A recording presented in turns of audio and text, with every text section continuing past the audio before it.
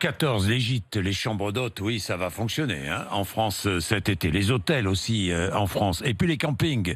Nicolas Daillot, que nous retrouvons presque tous les Bonjour, jours monsieur avec Bourdin. nous. Ça va, Nicolas? Je vous appelle Nicolas parce que je vous vois presque tous les matins maintenant.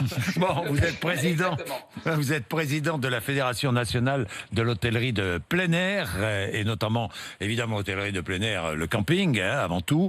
Je défends ce tourisme-là parce que c'est un tourisme populaire, un tourisme maintenant de grande qualité et c'est un tourisme qui est en plein développement. Il faut quand même le rappeler. Alors, Nicolas Daillot, vous êtes propriétaire d'un camping dans le Finistère. Vous étiez hier, évidemment, vous avez participé à cette grande réunion autour du tourisme. Les Français vont pouvoir partir en vacances cet été. D'abord, vous êtes soulagés, j'imagine. Vous allez ouvrir votre camping cet été.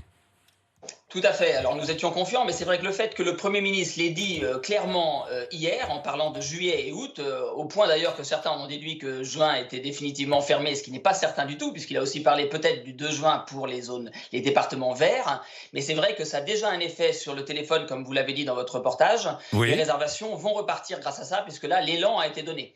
Est-ce que, par exemple, pour votre camping, les réservations sont reparties ?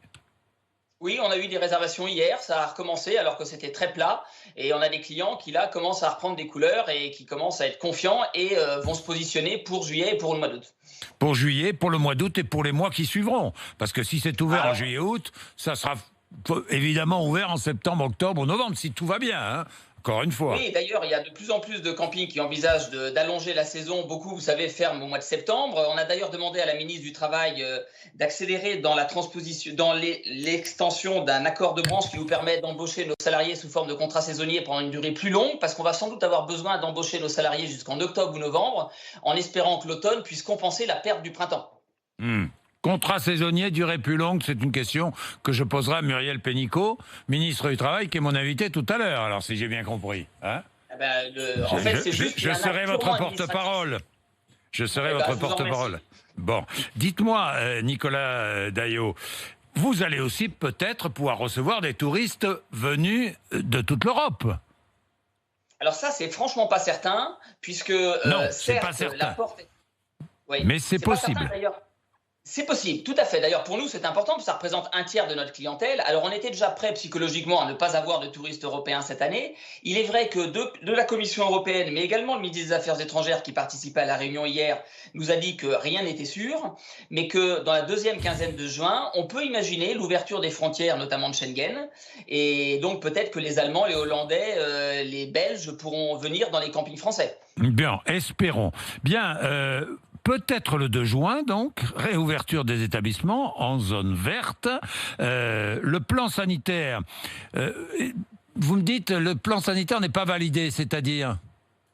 Oui, c'est-à-dire qu'on est évidemment content de la réunion d'hier, côté financier, côté affichage de l'ouverture juillet-août, mais c'est vrai que le bémol, c'est que nous pensions que les différents protocoles sanitaires qui ont été présentés par les professionnels du tourisme auraient été officialisés par le Premier ministre, et ça n'est pas vraiment le cas, dans la mesure où les arbitrages n'ont pas été rendus. Le ministère de la Santé, notamment, ne nous a pas fait toutes les remontées sur notre projet, ce qui fait que les professionnels ne savent pas vraiment quels seront les contours exacts du protocole, et c'est important pour se préparer. On ne peut pas pour l'instant passer les commandes, on ne peut pas modifier les équipements. On espère avoir des réponses la semaine prochaine. Bien, Nicolas Daillot, j'ai une dernière question. Je réserve dans votre camping, mais imaginons que tout à coup la situation se dégrade à nouveau, que nous repassions dans des zones rouges partout en France et que nous reconfinions.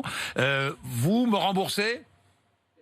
Oui, on va demander à nos adhérents au Camping de France de modifier les conditions générales de réservation de façon à lorsqu'il y a une décision administrative qui ne permette pas d'accueillir le client, que celui-ci puisse récupérer son argent pour pouvoir le réutiliser ailleurs pour les réservations qui vont commencer dès aujourd'hui et à condition évidemment qu'il y ait une décision administrative de fermeture.